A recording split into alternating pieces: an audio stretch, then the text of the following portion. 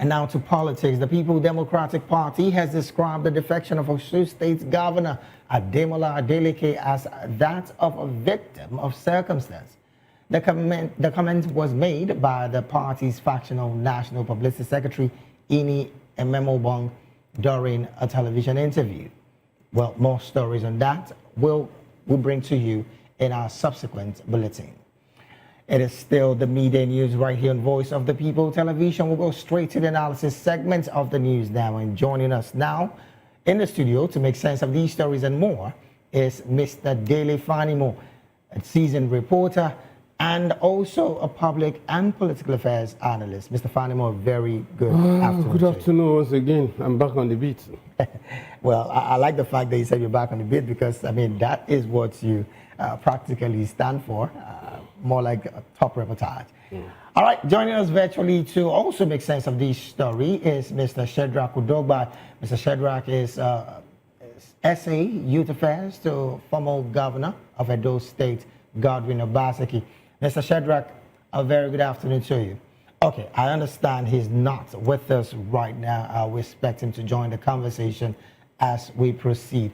All right, let me start off with you, Mr. Fanimo. Interestingly, the People's Democratic Party has started talking, and of course, they've termed the defection of former, Governor of Osun State, Ademola Adeleke's defection to the Accord Party as a victim of circumstance. They were out, I mean, he left their party. Yes, because he left. Yeah. Well, it is proper for them to situate the exit of a governor from their party, at least to give a semblance of we are still in touch with our people in the state. Okay. But the reality is that PDP is fast losing relevance, particularly towards the next election. Adeleke is just like somebody who knows, because of his political sagacity and people around him, that it is dangerous for anybody of means that wants to win election today to ride on the contraption called PDP. Okay. And so already there is a crisis in APC in Osun. Two people are jostling for the soul of the party in Osun. But we hear also that Obishore has finally agreed to whoever the presidency gives to the state. As at the time he was plotting, he had Obishore and Rauf Aregbesola to contend with, because Rauf Aregbesola, that's what the fact that he has moved to ADC. Right. He still has his men on ground, and they could spoil things for the governor. Before we go to our virtual guest, because I hear he's joined us right now, the concern about Rauf Aregbesola being a leader with the coalition ADC and not having that weight to pull the governor of his state, which of course he was also a former governor, to joining the ADC, isn't that a sign that it's not so weighty enough with the ADC? There is no way Aregbesola would bring Adeleke. Why so? To his fold, because they don't play politics on the same turf. And don't forget that there is this unseen hold of the current president on Osun State. People claim he's from Osun State, but he has not come out to say he is. That's one. Two, don't forget that Deji Adeleke, right, the patriarch of that family, is a very good business associate and friend of the president. To the president. Right. And so, and you know, as we speak today, Aregbesola has constituted himself a foe to the current president. So where would they meet? Who is going to superintend over an Adeleke? You know, so Adeleke is going to play the card of Fubara in the last local government election in Rivers State, where within 2 weeks to local government election, he moved all his party machinery and contestants to PPE, Right. a relatively unknown party, and the whole local government was in his kitty. So Accord that is devoid of rancor, devoid of litigation. And don't forget, I've always said it, and it's just an example of what I've been saying. There's no political party in Nigeria. We only have platforms. That again is an interesting conversation, which I'm going to still take you with. But let's go to our virtual guest, and I'm talking about Mr. Shedrack Udogbai, former SA on youth affairs, to the former Governor Godwin Obaseki. Let's establish communication. A very good afternoon to you, Mr. Shedrack. Pleasure being with you. Good afternoon, Nigerians. Thank you so very much for joining the conversation on the midday news analysis. Let's start off from the conversation of your party, because I want to believe you're still with the PDP, because your principal at the time also was with the PDP. So right now, the PDP has clearly stated that Ademola Adeleke's defection from the PDP to, of course, Accord Party is as a result of the fact that he's a victim of circumstance. As a party person, not maybe at the national level, can you give a shed light to what that statement truly means, even from the perspective of a PDP person?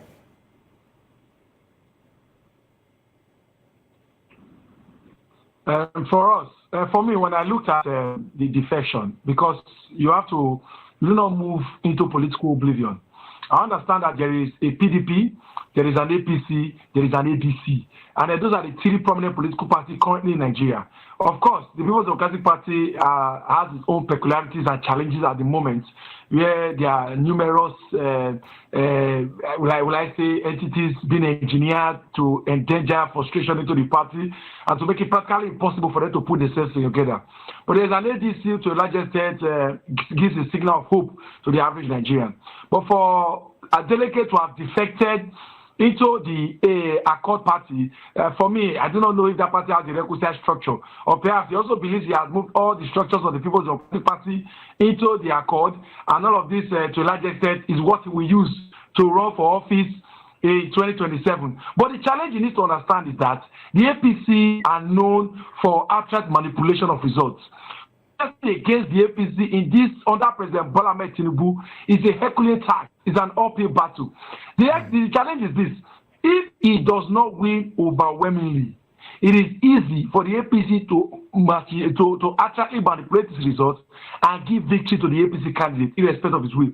Because I see a situation whereby the APC will take a chunk of the vote. The Labour Party, for all its work, may have a candidate that will take some portion of the votes. We used to know that SDP used to be popular in Osun State as at the last electoral result. They may take a chunk of the result. The ADC will take a chunk. If they share it like this, and the Adeleke in Accord does not get over 50% or 60% of the votes, then if he comes out with 40% and maybe perhaps the others get 20, 30, 20, 30, it is easy for him to be rigged out. He had opened himself up for abstract manipulation of results if he's not able to mobilize the people effectively. I certainly do not know the kind of acrimony he has with Ralph Aregbesola that appears to be irreconcilable. I do not understand why he has totally lost faith to the People's Democratic Party, because for me, I saw him the last time coming out to say he's endorsing Tinubu for presidency 2027. That looked like a child's play for me, being a chieftain of the PDP, but pledging loyalty to Bola Ahmed Tinubu of the APC. So I felt he was going to move into the APC. But the APC rejected him because they also have interest in bringing somebody. Because they believe that for you to be in APC today, anybody you bring, even if you bring a coconut, the coconut will eventually win because they have INEC in their pocket and they have the infrastructure of state security to move. Well, that again is still your perspective. But I do not see an advantage for Adeleke. Right. That again is your perspective. We wait, of course, until the elections have come and, of course, gone. But I'm still going to stay with you on this defection situation. from the G5 rebellion to Fubara in Rivers, and of course, Adeleke in Osun State. The story is still the same. They keep saying this word, we are not protected by the PDP. Now, is this protection clearly talking about personal security, or is it about the happenstance of the fact that a lot of defections that clearly goes to the ruling party simply means a secured second term for whoever is defecting?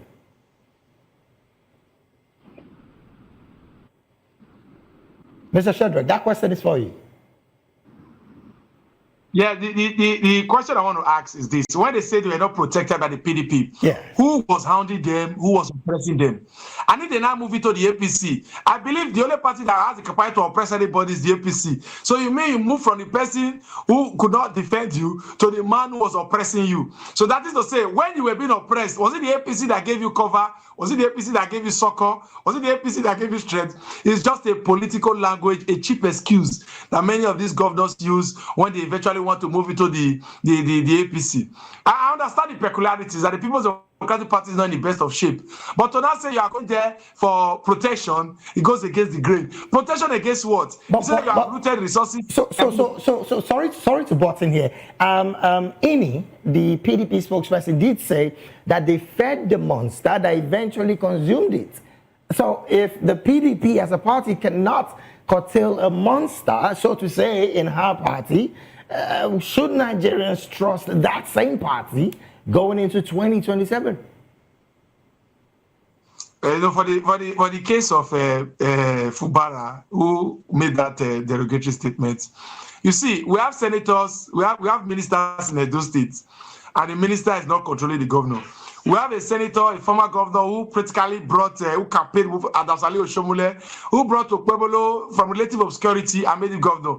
Okpebolo is still not controlled by Adamsali Oshomole. So if Fubara now chooses to be an apron string of Yes on Wike, not having the capacity or the balls or the temerity to create a demarcation as who is governor of Rivers State, because he falls to the wings and crevices of one SY leader, and now he begins to blame People's Democratic Party for a governor who cannot take charge of his state. Who does he want to come and help him fight Yes or Wike in Rivers State? When you and I know that Yes or Wike had moved into the APC, he's enjoying the largesse of the APC, and is working under Bola Ahmed Tinubu. So for me, I see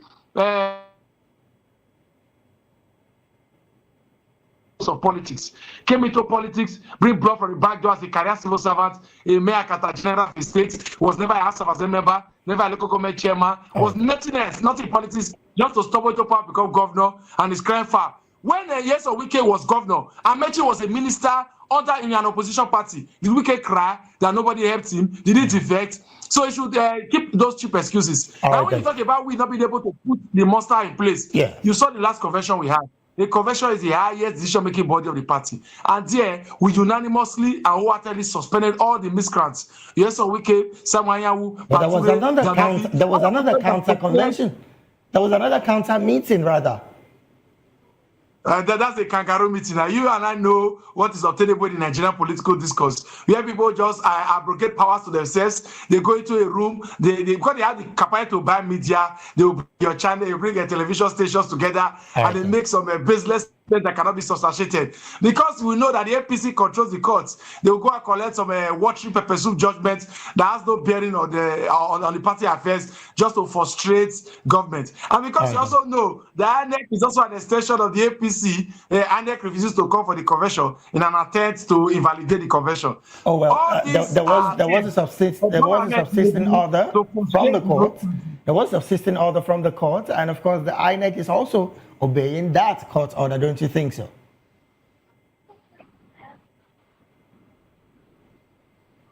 All right. A subsisting order from the APC court. Well, when you say subsisting order, I'm gonna still come back to you, Mr. Shedrack. Let me bring it back to the studio while I get to another story. Well, Mr. Fanimo, interestingly, Malami is clearly saying that the engagement he had with the EFCC has nothing to do with terrorism financing, money laundering, or whatever it is that we see in the public space. But concerns are being raised about the fact that truly, if that is the case, Why is his passport still sitting with the EFCC? And of course, what does that say about the seriousness of such investigation? Clearly, from the overview of a layman in the streets of Nigeria. You see, the modus operandi of EFCC gives me goose pimple anytime issues like this come up. Why is it that investigation bordering on internet fraud takes probably 2 weeks, 3 weeks, and they get conviction when they are arraigned in court? EFCC shouldn't have allowed somebody like Malami to be giving us whatever information that he feels like, that he fancies, that could assail him at this time. In other words, they should have that information. They should have everything. They should have concluded investigation to the level that they just want to add his own testimony to whatever investigation they have. I mean, these are not rocket science. And that's why I always give this analogy. A governor in this country was given 139 charges, and the court said, go and sin no more. That same governor, in another crime, was charged with just 13. And in 2 appearances, he pleaded guilty based on the advice of his lawyer, a Queen's Counsel, equivalent of Senior Advocate of Nigeria here. And he served his time and came back to a heroic welcome in Nigeria. So what are we saying? Everybody saw what Malami was doing during Abacha's time. You recall that he bought SUVs to emirs and sheikh. How much was his salary when he was buying those vehicles? Now he still has money to contest as governor of his state. 2, 3 years after he left office. Does that not speak for you? And then EFCC, this is a country where police will arrest you and start asking you, are you a criminal? When did you steal last? I mean, it's stupidity. Now, Mr. Fanimo, interestingly, Malami did argue that a recovery is not complete until the money hits the Federation account. That was his own argument. But the process could not, of course, be cleared because there was a duplication by, and of course he said it could not be cleared by the fact that there was a duplication by a Swiss lawyer. Isn't that on its own clearly a sophisticated corruption? Let me tell you, there is no way I'm trying to use the right word for it. The EFCC will not call Malami to come and explain Abacha loot. Since Obasanjo became it started from there actually. President, we have been hearing of Abacha loot that have been recovered. How much did they recover during Buhari's regime? It was a fraction of what they recovered before Buhari came into government. And for crying out loud, there is a sitting Attorney General. It is that office that should be investigated and not Malami. In collaboration with the CBN, you will say. Yes! They should invite Cardoso and Fagbemi. The records are there. Let them bring out the records. Well, big time. Let me, because of our time, really, let's go to our virtual guest. Well, Mr. Shadrack, again, what's your position with this conversation about the formal AGF? Again, he's come out to say, look, whatever you saw in the media is untrue. I was not being accused of any terrorism financing. And of course, all of what you see. But the question is being raised, like I said earlier to Mr. Fanimo, why was his passport or is still with the EFCC? Why is his passport still with the EFCC? Big question. What we see now is that the EFCC is being used as a witch-hunting tool to intimidate Abubakar Malami back into the APC. Since the man declared that I was going to be joining the ADC and I was going to be contesting for governor, the whole thing seem as one of the arrowheads of the Buhari loyalists, the camp of the former president. And as such, that today, why is EFCC not training the claims they have against him and the challenges they have? But they're trying to give him a soft now so that his image is not bad. So that should the case decide to return back to the APC, they will say, he was never indicted for any criminal offense. He was just being brought out to be persecuted on the Abacha route. But yet, we saw him leave DSS office for 2 days. He was a man that was once said to be one of the most powerful ministers we had during the time of Buhari, who even appointed his boy to be SEC chairman. So what are we talking about? This is just that we can't hear the negotiations that went behind there, but we shall know the man hands are not Mr. clean. Shadrach, I have to button here. Maybe in just 30 seconds, give us your submission on the fact that the House of Rep, yes, has summoned Cardoso on the 16 trillion revenue non-remittance from the CBN. And of course, what also do you think about the situation of former Information Minister Alhaji Lai Mohammed also said nobody died during the NSAS protest? 30 seconds, if you can, please, before we come back to the student roundup. For me, they say that nobody died in the NSAS.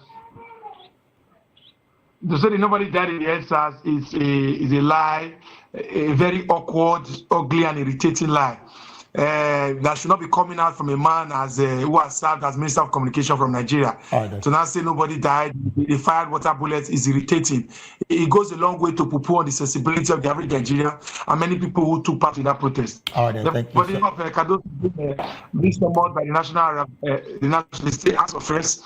Well, Thank you so very much for your submission there. Thank you so very much. We do appreciate Mr. Fanimo. 30 seconds, same question. What do you make of those stories? Former Information Minister? Well, politicians are adept at rewriting history. And this is not a too far history to contend with, and I'm surprised that Alhaji Lai Mohammed is coming up with this. And it's just like opening almost a healed wound, right? And it's not good for the optics at all. We should have kept quiet. But unfortunately, really. Well, this is where we have to draw anchor on the analysis segment of the African news. And of course, we have been talking with Mr. Dele Fanimo, a seasoned reporter right here in Nigeria, and also political and public affairs analyst. Mr. Fanimo, thank you so very much for being here. Also, we had virtually Mr. Shadrach Udogbai, SA Youth Affairs, to former Governor of Edo State, Godwin Obaseki. Mr. Shadrach, thank you so very much for also being here as well. We'll take a very short break right now. When we return, more stories on the media news will be up next. Please do stay.